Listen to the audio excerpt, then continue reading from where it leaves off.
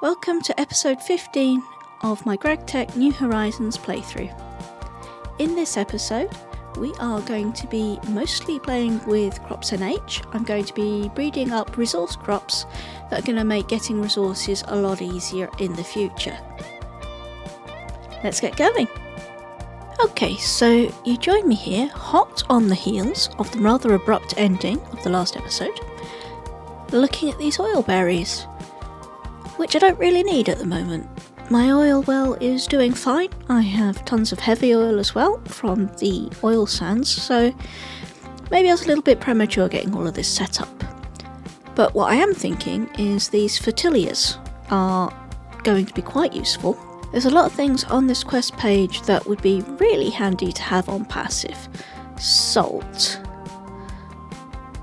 metals, gems, other things, mob drops, and there's even things that will multiply up our resources. So with our tantalum we could use pyrolucium to 4x our yield, that kind of thing. So what I want to do is use the output from these fertilizer seeds and get us a nice steady supply of fertilizer so that we can breed these things up and not have to worry about burning through fertilizer.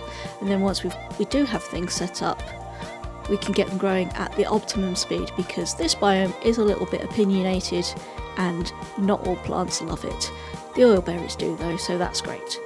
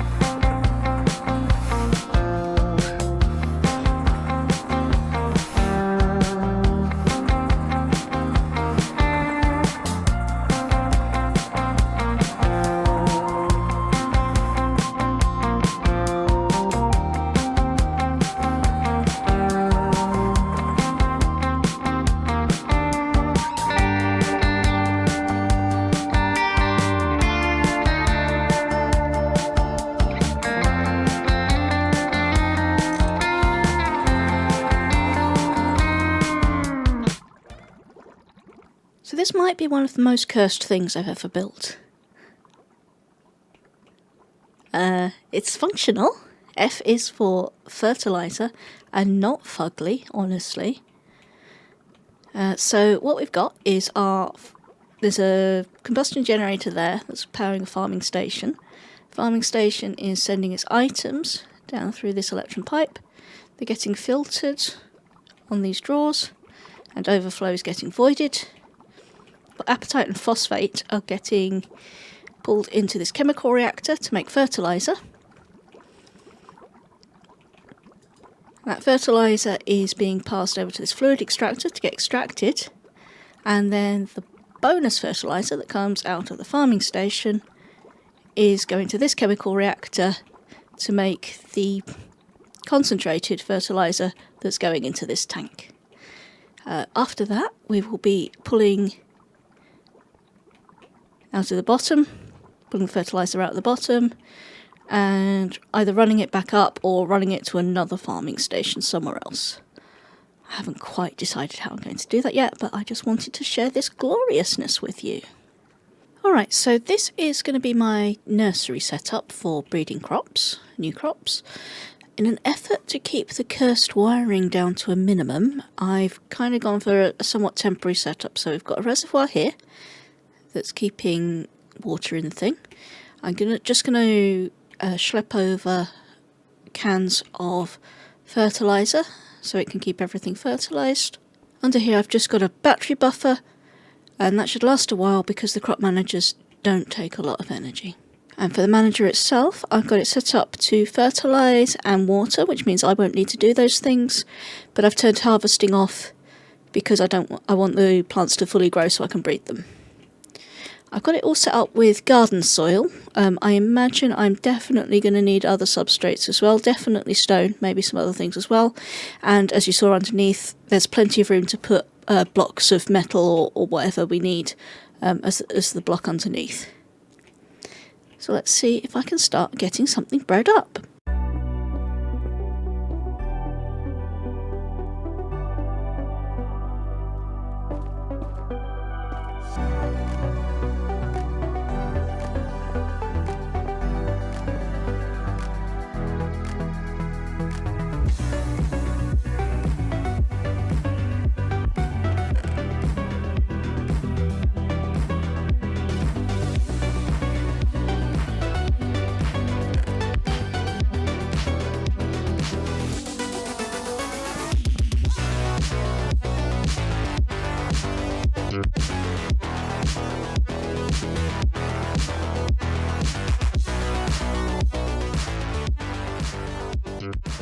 And here we can see that the crop manager is doing its job. Our seeds are fertilised and watered.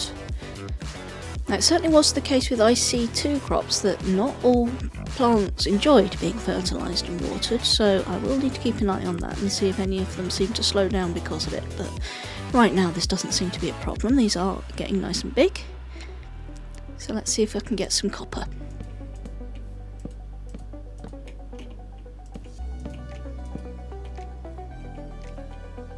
There we go, there's our first copon seeds. And because I've used top tier parents and everything's fertilised automatically, the theory is all of my offspring, or all things that I'm breeding, should come in at top tier right away. I don't have weed X set up, so I do need to be around and keep an eye out for weeds. But that's fine, I don't mind doing it. It's a nice relaxing Sunday afternoon. Okay, so that's my copon seeds grown. Next up, I want to make some lead seeds, plumbilia. Don't actually need the lead, but I need them for gold. So we'll make those ones first. And that's going to be copper that we've already got here, and witherreed, which needs a coal block under it, which I've got here. Now, I only have a couple of witherreed seeds because they grow quite slowly, so before we do anything I'm just going to multiply these up a little bit, I think.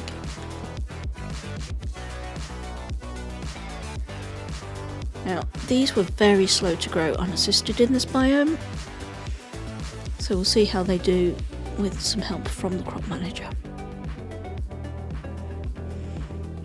Yeah, these are still pretty slow even with the fertilizer and whatnot. Not to worry, while I'm waiting I'm going to make some ferroferns because they are needed for nickel and some other things that I want.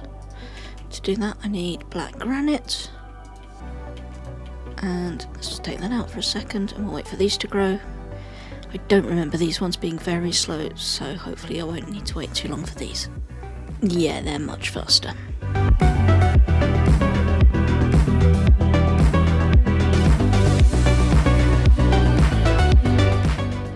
Pretty much right away, up come our ferroferns.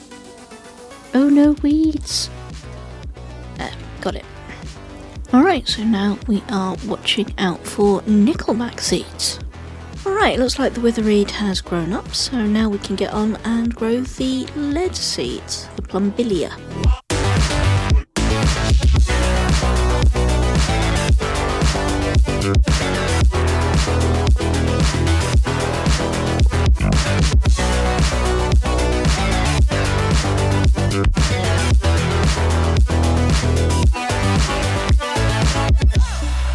Shouldn't have broke that. Let's try and be more careful.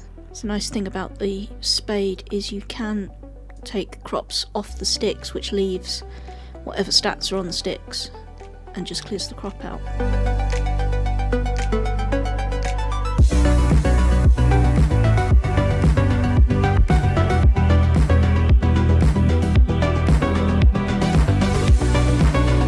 So we're growing plumbilia, which hopefully will lead to auronia later. The other track I want to go for is pyrolucium. It's a little bit more complicated. We've got these nickelbacks already, those have just grown. But this Bauxia has to be made in a crop breeder. It can only be bred using a crop breeding machine, so we'll have to crack that out again, which is fine. And yep, then we can pair that with the nickelback and get our pyroluciums. But to get the Bauxia, actually, we need galvania, which is zinc,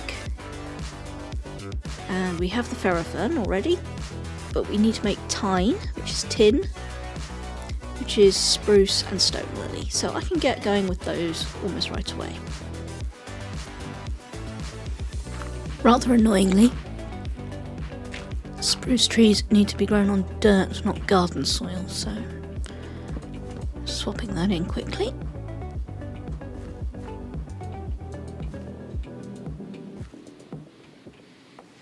I did cave and put some weed X in the thing just so I could wander off and get all the other things that I need while I'm doing this. And while all of that was going on, we got our first plumbilia.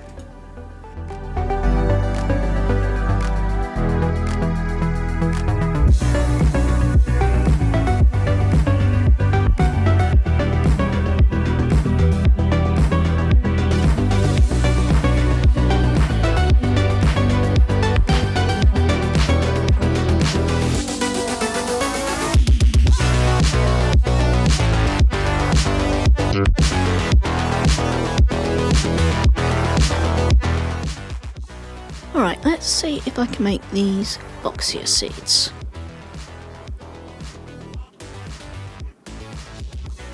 So it's galvania, nickelback and a block of aluminium.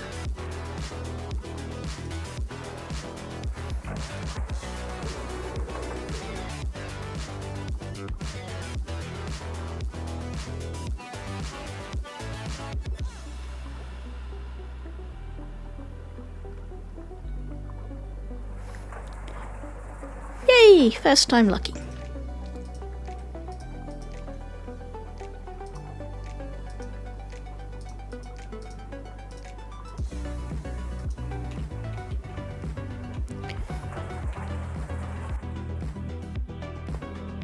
Rather than spank any more blocks of aluminium on making the seeds, I will just grow these and replicate them with the spade. I suspect they're going to be slow. Actually, no. They're quicker than the witherweeds.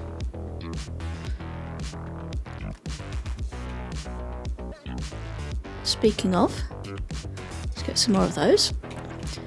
I'm just multiplying these up so that when I do want to be like farming them for resources. Oh, skull's great.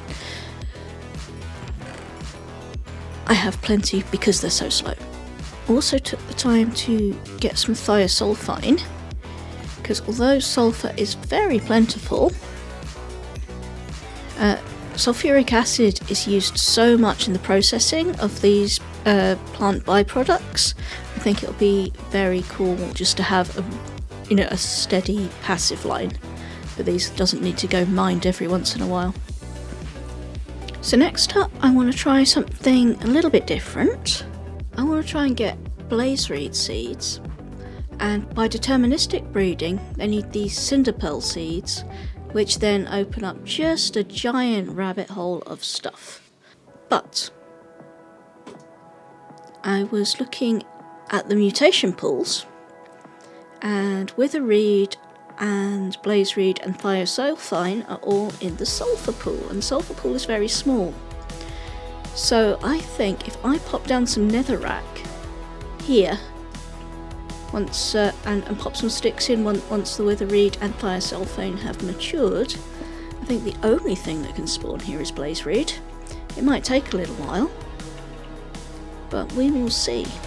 I don't know how this is going to turn out. It'll be an interesting experiment. And right away we hit blazereed. Fantastic. That worked out beautifully.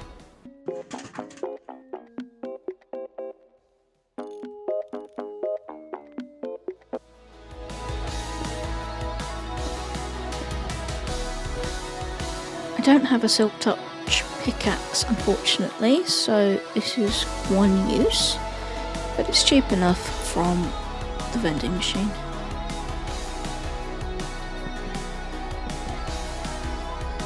I was sitting here wondering why the pyrolusite wasn't growing, and it's because these need to be nickelback, not galvania.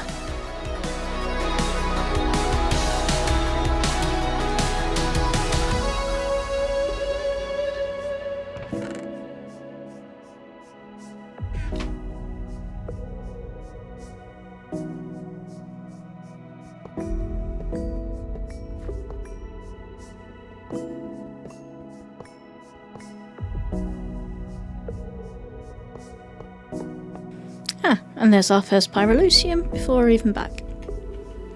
In fact, it crossbred before that had even got to full size. Wish I'd known that earlier, but good to know for the future. So I think I've got nearly all of the seeds that I want now for passive production. There's still a few here and there that I probably wouldn't say no to if it was handed to me on the plate, but I'm not sure I really could be bothered with going through the effort of making them.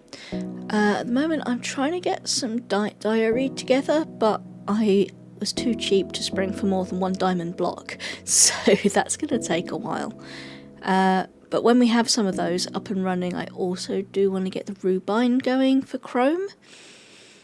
But other than that, I think I've got everything that I want for now. If you've ever flown over the Netherlands in spring when they're growing the tulips, you'll know it looks absolutely nothing like this. Interestingly, the dioreeds look a lot like witherreeds when they first sprout. That threw me. I actually pulled this one up. I thought it was a witherreed that had just sort of self-replicated here, but nope, it's a dioreed. So welcome back. It's a little while later, and I've now got most of the crops I want for resources moving forwards. I did manage to get ruby, which is awesome, and I've got my sulfur and some silver and some gold, all of the good stuff really. And under here we've got some storage. I'm actually not running harvesting on the crop manager at the moment because everything would just end up voided. Most of these are full, but it means that for electrum and stuff that I need, I should be able to grab some resources fairly quickly.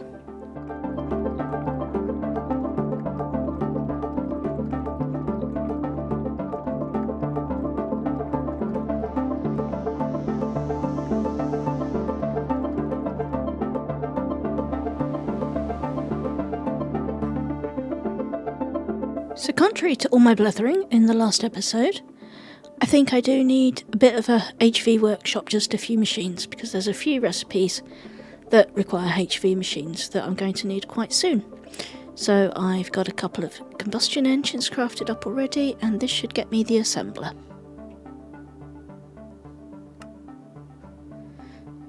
I repeat, this should get me the assembler. Alright, let's try this again. There we go.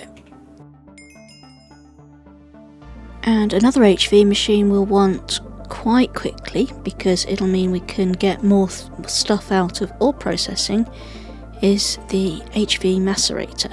So that needs one of these grinding heads, and let's see what else it needs. Okay, let's see if we can auto-craft this. Maybe. There we go, nice. So one of the better cables we can use for HV is blue alloy cable. Now I have found some electrotine in the nether, and I've got a little bit, and I've processed it up here. But what I want to do is use that HV macerator, because if we, and if I look at the usages for this, if we put this through a macerator, we've got a chance of getting some electrum dust out of it, and I'm not going to turn that down now that we've got the opportunity to get it. And if you don't know, the HV macerator is the first level at which we start getting these chance outputs. Steam and LV and everything don't do that. So I guess I'll just pop this right there for now, and let's run these through. And that's going to be slow, but no problem. So while that's running, let's see if we can upgrade these. Oh yeah. Not quite ready to be able to enchant these with fortune yet, but that's something I will be looking into once we get into a bit of magic. 3 more HV loot bags, lovely. In fact, I've got a couple of quests as well, I think, so let's see if there's any more of those. Yeah.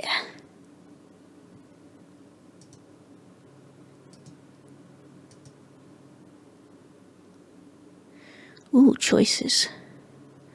I think I'll take the loot bag. Okay, so we now make our first batch of blue alloy, which is honestly a lot like red alloy, except it's silver instead of copper, and electrotine instead of redstone. Now I can throw it through the wire mill and coat the wire.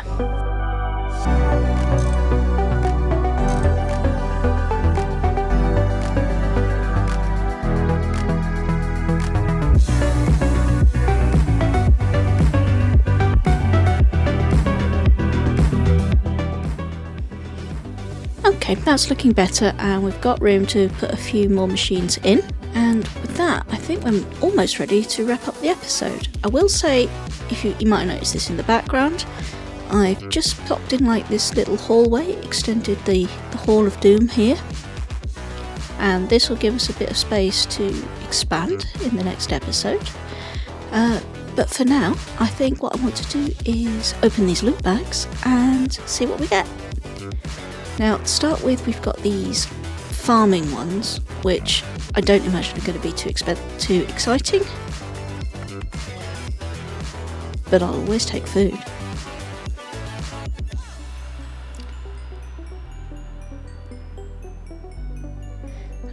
Lots of decorative blocks. Alright, well, that's fine.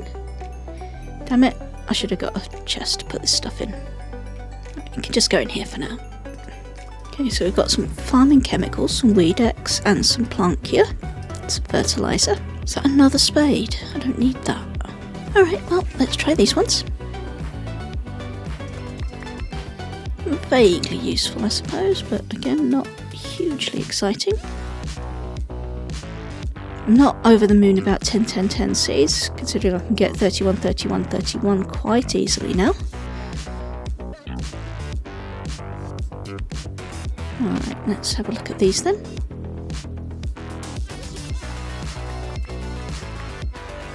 So, more of the same. Silky Jewel's nice.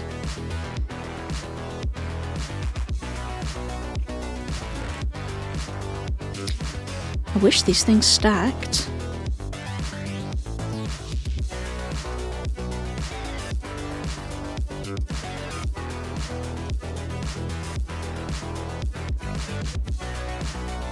Okay, and now for what's hopefully the most exciting bags, but we'll see.